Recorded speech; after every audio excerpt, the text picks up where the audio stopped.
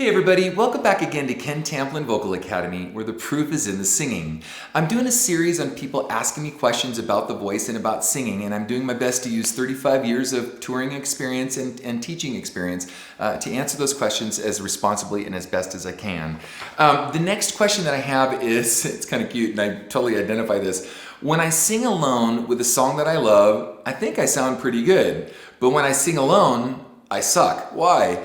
Well, there's several reasons for that, and there's several answers to this. The first thing is that when you're singing to a song and you're singing in the ghost of someone else, there's a lot more confidence. You're not afraid of what people are going to think about your voice, so you're just throwing it out there, and you're dancing like no one's watching, or in this case, you're singing like no one's listening. So what you have this tendency to have a lot more confidence in what it is that you're doing. So the minute you take away their voice, all of a sudden you lose the confidence, and then you recoil, and then you become a lot more timid in the way you sing. That's one thing. The other thing, you could just be self-deceived and you really do suck. No, I'm kidding.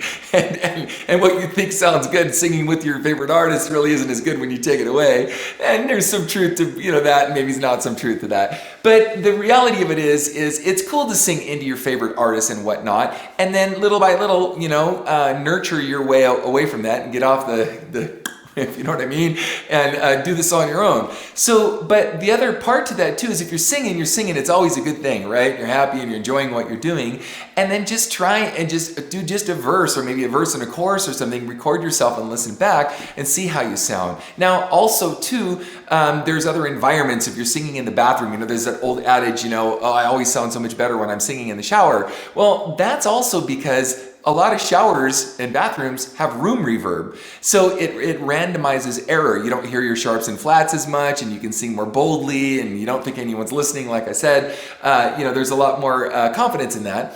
And so it covers up a multitude of sin as you're singing. So try to get into an environment that you can take an honest evaluation of your voice, and then practice, because it's not practice that makes perfect, it's perfect practice that makes perfect. But something I did when I was younger, and I think I shared this once before, early on, and when I first was dabbling in singing, I wasn't really that interested in singing. Like I said, guitar was my first instrument. But when I was around 16, I loved Led Zeppelin.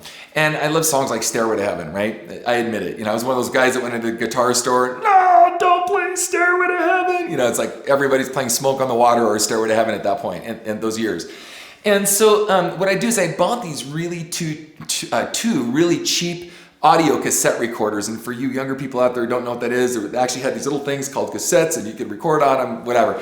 But I bought them like at a garage sale or whatever, really cheap, for like $5 or something. And what I would do is I'd record one thing of me just playing the guitar, because at the time I wasn't very good at playing guitar and singing at the same time. So I'd play the guitar part, and then I would play that cassette recorder, put the speaker in a proximity of the microphone of the second recorder that I'd have, and I'd sing to that, and I'd listen to it. And sometimes I'd even do it a third time and sing a harmony to try to get, learn how to sing harmony and stuff. But that really helped me a lot, because no, it wasn't the best recording equipment or environment, and no, it didn't sound awesome. It sounded pretty bloody awful. But as I did it and I repeated it and I tried to get the nuances of my favorite artists, Robert Plant and Brad Delp from Boston, and Lou Gramm and Paul Rodgers and all the singers that I liked growing up, little by little I caught little nuances and little hints of their voice, and I just practiced it like guitar. When you practice guitar, you learn a lick from this guy, you learn a lick from that guy, and then you incorporate all those licks, and then you represent them as your own guitar playing and guitar playing habits. So hopefully this was helpful. I cover a lot of this in my singing course called How to Sing Better Than Anyone Else. You can get that. It'll really, really help you. And I have a lot of really great free tutorials on YouTube. Just check this stuff out and do the best you can with it. Okay? All right. Hopefully this was helpful to your question. God bless you. Peace out. Hey guys, if you like what you heard, please like and subscribe to my channel by clicking on the subscribe button. That will actually take you to another page where you want to click on the bell icon, and it opens up a menu, and the menu has notifications on it where there's a little box you can check where it says send me all notifications for this channel. Check the box and then click the save button, and you'll get notifications from me every time I have a cool video come out. Okay? Thanks guys. Peace out.